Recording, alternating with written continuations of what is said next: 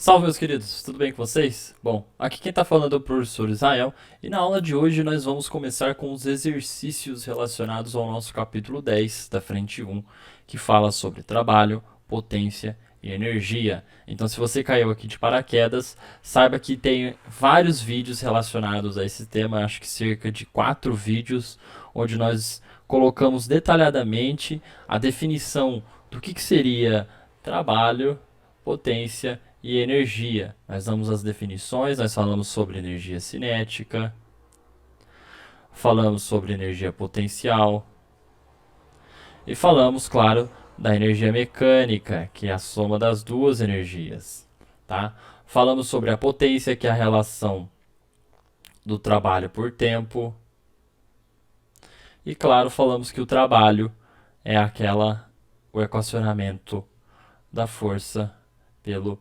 deslocamento, tá bom?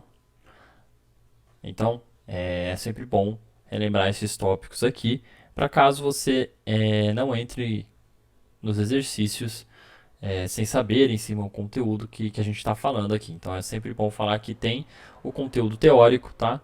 E em cima disso, para o pessoal do cursinho, nós temos a lista que já está disponível no Drive, com alguma seleção de exercícios do nosso livro texto. Então, se você resolveu a lista e achou que tá os exercícios mais tranquilos, você pode se aprofundar no livro, que o livro ele tem uma gama muito maior de exercícios que a lista, tanto que a lista é baseada no livro texto, tá bom? Vamos lá. Esse daqui é da Wens, e ele fala assim, ó. Considere as seguintes afirmações. O trabalho realizado pela força-peso de um corpo não depende da forma da trajetória do corpo. O trabalho realizado pela força elástica de uma mola é proporcional à deformação da mola. E o trabalho de uma força é igual à variação da energia cinética do corpo em que ela atua.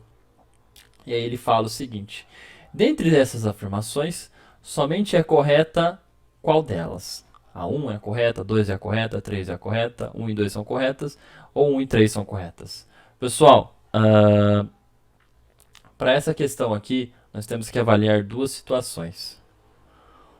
O trabalho realizado pela força-peso de um corpo não depende da trajetória de um corpo.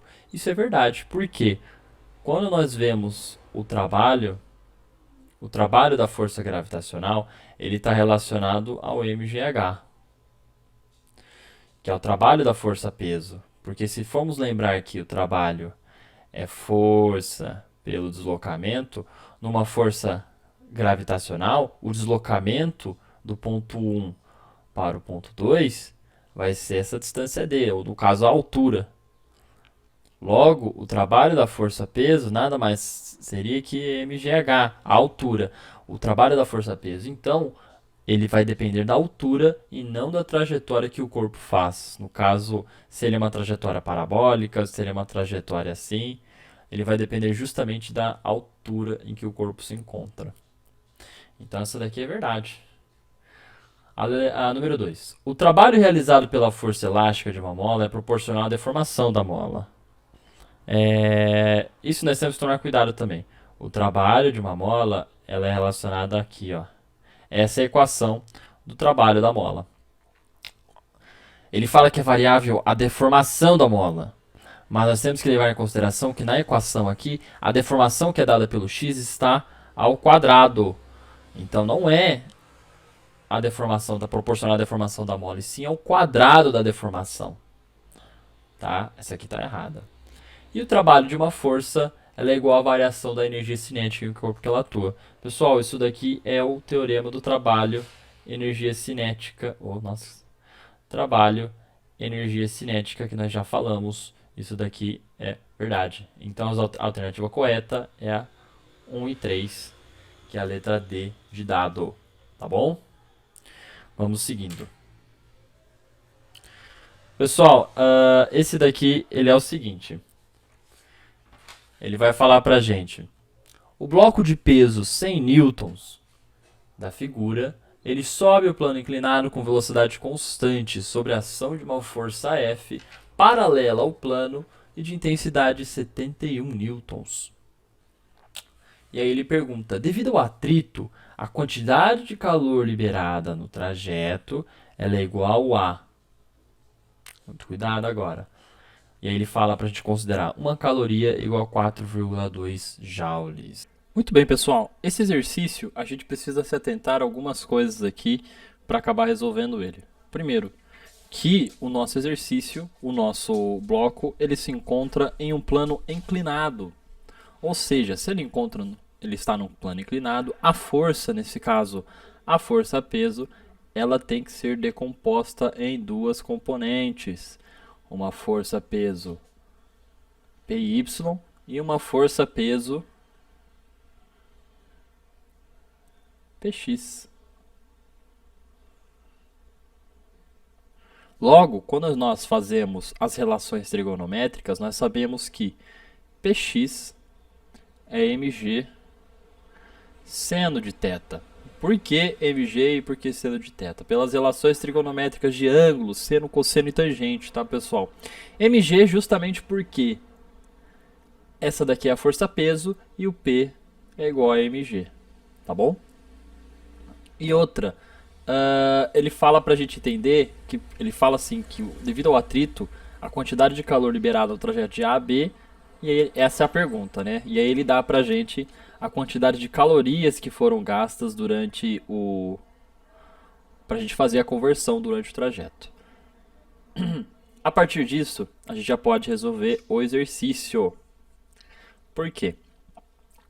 O bloco ele tem peso de 100 newtons. Assim, nós conseguimos calcular o valor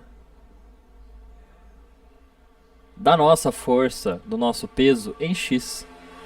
Nós só precisamos lembrar da relação trigonométrica de seno, cosseno e tangente, onde o seno de 30 graus equivale a meio. Sabendo que o seno vale meio, isso daqui é 100 dividido por... Oh, meu Deus. Isso aqui é 100 dividido por 2, e isso daqui dá 50 newtons. Então a gente sabe que essa força Px aqui, ela equivale a 50 newtons. Só que para a gente calcular o trabalho, nós temos que lembrar que o trabalho, na verdade, é relativo à força resultante. Desse modo, nós temos que calcular a força resultante. Como que a gente vai calcular a força resultante? Simplesmente somando a força F menos a força P de x. Por que menos? Justamente porque elas são opostas. A força F está para a direita e a força P está para a direita. É como se fosse um cabo de guerra. Então é uma diferença entre as forças. A força resultante será 71 newtons, que é o valor da força F, e 50, que é o valor da força P. 71 menos 50, a gente tem que a força resultante é 21 newtons. Legal. Agora a gente consegue tentar trabalhar um pouco com a definição de trabalho, para saber quanto trabalho, quanta energia que foi gasta nesse trajeto. Trabalho é uma relação de força vezes deslocamento. Aí nós encontramos duas incógnitas. Primeiro, uma relativa ao trabalho, que a gente não conhece, e a outra da distância de A até B. Como que a gente encontra a relação das distâncias? Dessa distância de A até B? Ora, simplesmente utilizando a relação pitagórica. Da mesma forma que nós encontramos o valor de P de x, nós vamos encontrar o valor da distância A até B. Utilizando o seno de 30, seno não é cateto oposto por hipotenusa? A gente sabe que seno de 30 é meio. Cateto oposto é o nosso 10 metros aqui, só que agora a gente está trabalhando com as distâncias. 10 metros. E o valor da hipotenusa é o que a gente quer saber. Fazendo aqui multiplicação em cruzes, nós temos que a hipotenusa vale 20 metros. Eu vou jogar aqui em cima agora. Ah, não, aqui, ó. Legal. A gente sabe que a distância de A até B vale 20.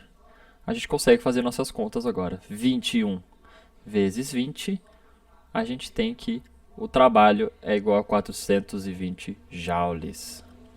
Legal. Agora é só fazer a conversão. Uma caloria equivale a 4,2 joules. 420 joules dá X calorias. Faço multiplicação em cruzes. Eu tenho que 420 dividido por 4,2. Se a gente for pegar, corto a vírgula, pago um zero aqui. Isso daqui dá 42 por 42, dá pra gente simplificar. E em cima fica 100. Então, X é equivalente a 100 calorias que foram gastas. Opa. 100 calorias, pessoal. Pera aí. 100 calorias. Logo é a alternativa D de dado. Tranquilinho? Sem muita dificuldade, assim, mais manipulação algébrica. Caso você tenha dúvidas relacionadas a exercícios de plano inclinado, do porquê que eu decompus as forças, volta um pouquinho na playlist do nosso canal, onde que nós fazemos passo a passo do porquê que fica mg seno θ, das relações trigonométricas, seno, cosseno e tangente. A gente explica bastante isso daí para você não ficar perdido, tá bom? Vamos para o próximo.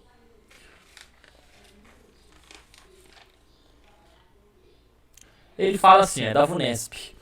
No sistema da figura, o motor elétrico estacionário, M, puxa o bloco de massa M 500 kg com velocidade 0,5 metros por segundo sobre uma superfície horizontal, cujo coeficiente de atrito cinético é 0,1. E aí ele dá o valor da gravidade pra gente. Aí ele pergunta, qual deve ser a potência útil do motor? Pessoal, a gente pode calcular a força de atrito, que nesse caso ele dá a força de atrito cinético, ó, força de atrito cinético. Lembra que a gente já passou uma aula sobre isso daí, sobre força de atrito estático, atrito cinético, a gente teve uma aula em cima disso daí, só voltar no canal. Como se calcula a força de atrito cinética? É o coeficiente de atrito cinético vezes a normal. Quem é a normal? É a força normal, aqui que é oposta à força peso. Ó, nós temos a peso e aqui temos a normal.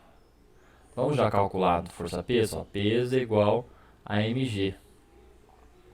Peso vai ser 500 vezes o valor da gravidade, que é 10.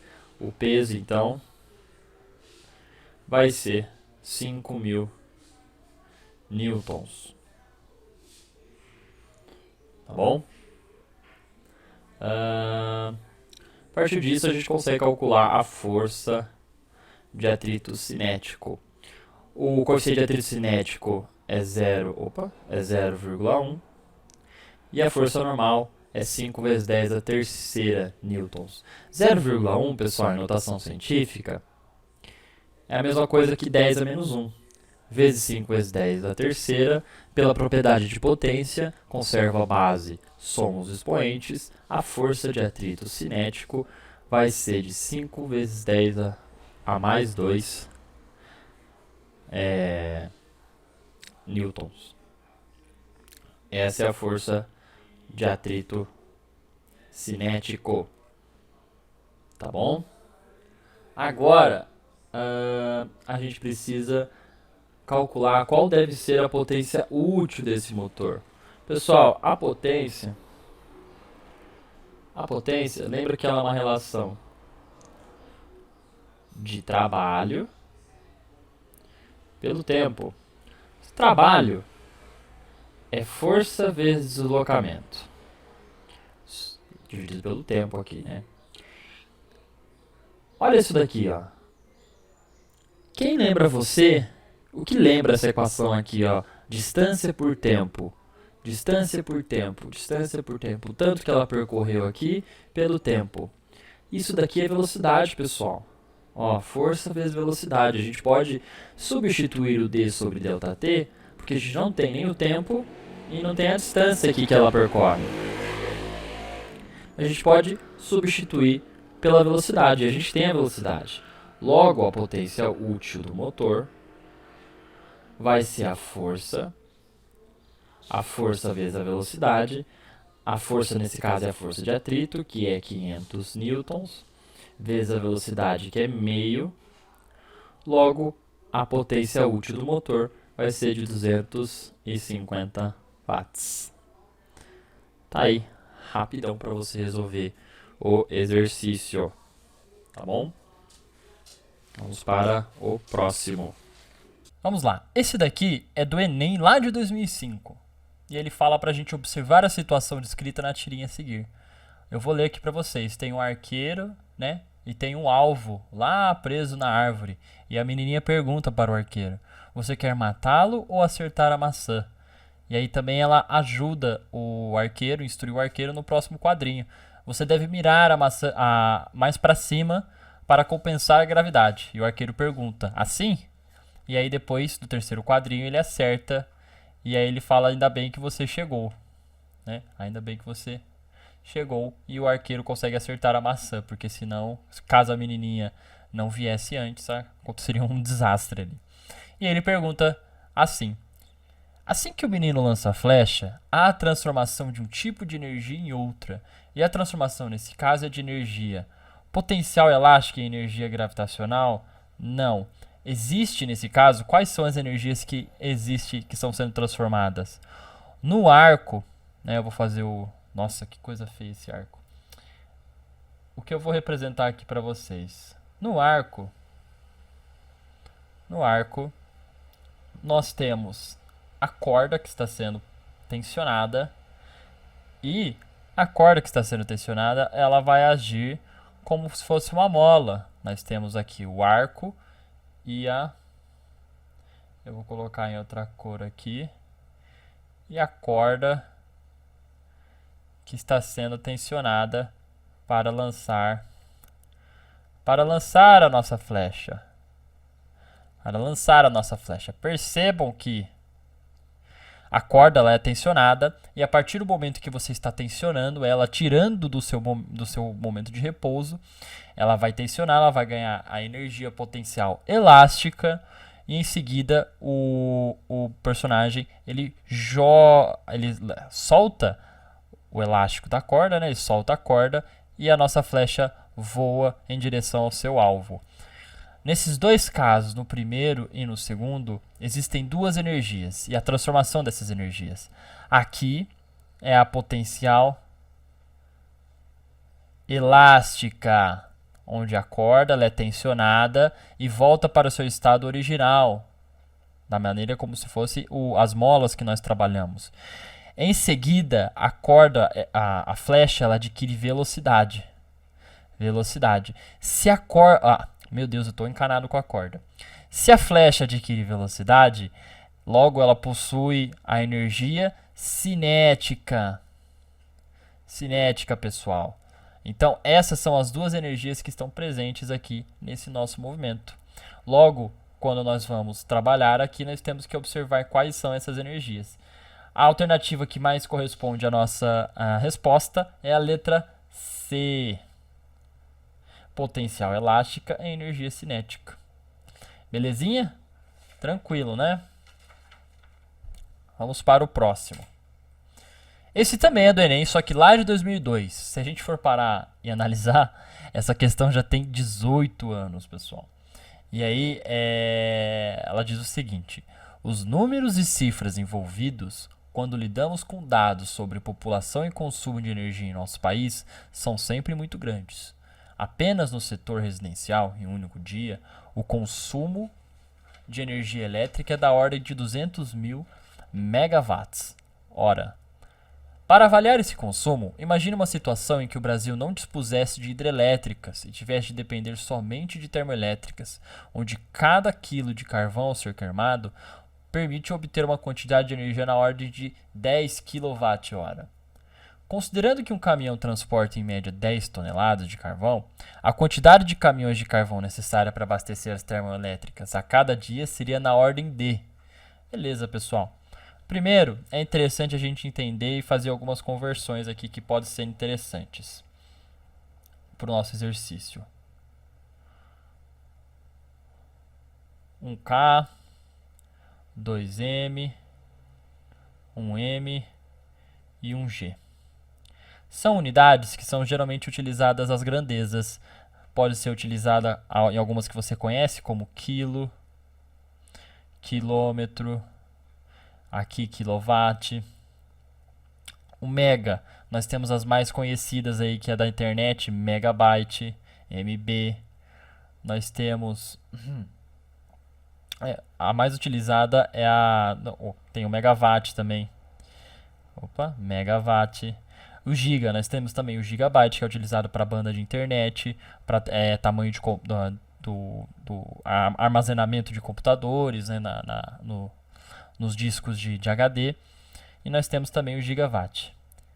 Essas unidades, quando acompanhadas desses prefixos, que é o K, o M e o G, elas estão sempre relacionadas à ordem de potências. O K, pessoal, sempre estará relacionado... Eu vou colocar em vermelho aqui, que está na cor da outra. Aqui, foi amarelo.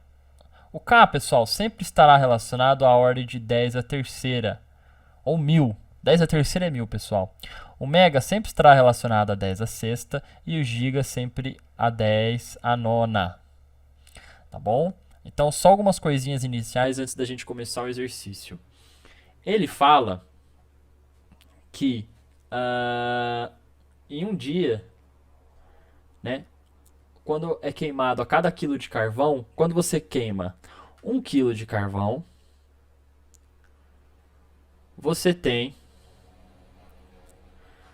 10 kWh.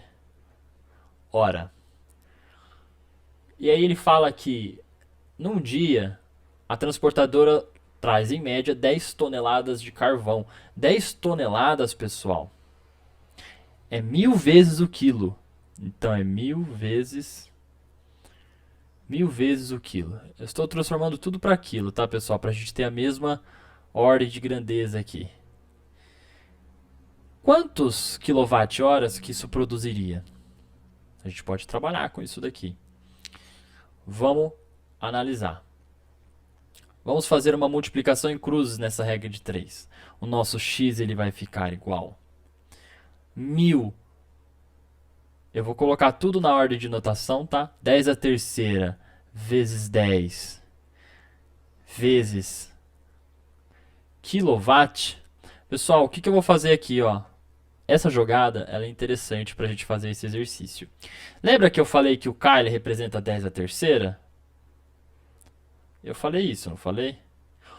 Opa, desculpa, pessoal, são 10.000 toneladas, tá? 10.000 toneladas, então isso daqui é 10 à quarta. 10 à quarta, tá? Peço perdão pelo vacilo aí. São 10.000 toneladas, então são 10.000 quilos. O que eu fiz aqui, ó? 10 à terceira é referente ao quilowatt-hora, ao K, ao 1000 que multiplica o watt-hora. O que eu vou fazer? Eu vou transformar esse quilowatt em megawatt, para quando a gente for trabalhar aqui com megawatt, os dois estarem relacionados. Tá bom? Eu vou entender quantos megawatt-horas o caminhão que carrega 10 toneladas produz. A gente vai entender quanto que ele produz de energia em megawatt-hora. Assim, nós temos que x é igual, conservo a base, somos expoentes. Eu vou, na verdade, deixar o 10 aqui, vezes 10, vezes 10 à terceira, vezes 10 à terceira. O que eu fiz aqui, pessoal? Utilizando a propriedade de potenciação, onde nós conservamos a base. Quem que é a base? É o 10. E somamos os expoentes, o que acontece? 10 à quarta nada mais é que 10 à terceira vezes 10. Eu só tirei 1 da potência dele. Logo, o que nós podemos fazer? O x vai ficar, conserva a base e somos expoentes. 10 vezes 10 é 10 ao quadrado. Vezes, conserva a base e somos expoentes. 3 mais 3 é 6. Watt-hora. 10 à sexta, olha que legal. Quem que é 10 à sexta? Olha que legal a relação. 10 à sexta não é mega? Então nossa resposta aqui fica 10 ao quadrado megawatt-hora.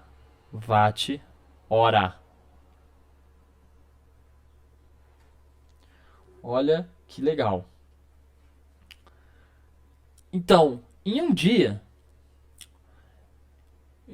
aqui nesse caso, ó, considerando que o caminhão transportadora transporta em média 10 toneladas de carvão, A gente tem aqui que ele consegue carregar. Quantos caminhões seriam, né? Essa é a pergunta dele.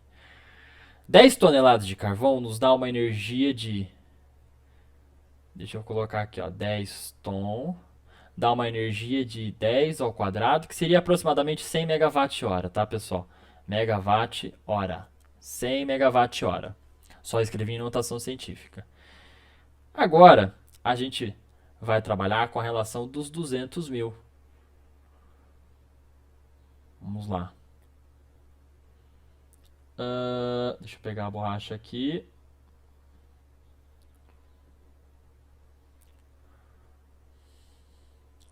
Agora, supondo que um caminhão,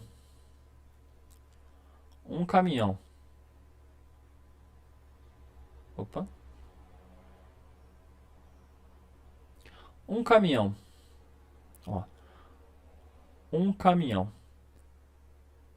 que transporta 10 toneladas, faz 100 megawatt-hora, 100 megawatt-hora, quantos caminhões eu iria precisar para produzir 2 vezes 10 ao quadrado, vezes 10 a terceira, porque 200 mil, nesse caso, é 10 a quinta. Deixa eu arrumar aqui, ó. Para produzir 200 mil megawatts. 2 vezes 10 a quinta. Megawatt-hora. Então nós temos aqui o Y. Y será 2 vezes 10 a quinta megawatt-hora, dividido por 10 ao quadrado megawatt-hora. Quando fazemos pela propriedade de potenciação, pessoal, isso daqui é outra propriedade. Conservo a base. Quando eu tenho uma divisão de potências e as potências são iguais, ó, de potências de mesma base, o que eu faço? Conservo a base. Ó, a base 10 aqui. O 2 continua porque ele está multiplicando o resultado. E subtrai os expoentes. Y será 2 vezes 10, 5 menos 2 é 3. Logo, 2 vezes 10 a terceira é 2.000 caminhões. Alternativa D de dado. Tá bom? Pessoal, esses foram os exercícios dessa semana relacionados à potência, trabalho e energia. Eu peço que vocês trabalhem na resolução dos exercícios, porque esse eu acho que é o capítulo mais longo, que pode ter mais exercícios em cima dessa área, porque se não for feito com cuidado, é muito fácil você acabar se perdendo na imensidão, nesse mar de exercícios que tem aí, e consequentemente isso pode afetar no seu desempenho no vestibular. Tá bom? Eu vou ficando por aqui, espero que vocês tenham gostado da aula e a gente se vê na próxima semana. Abraços!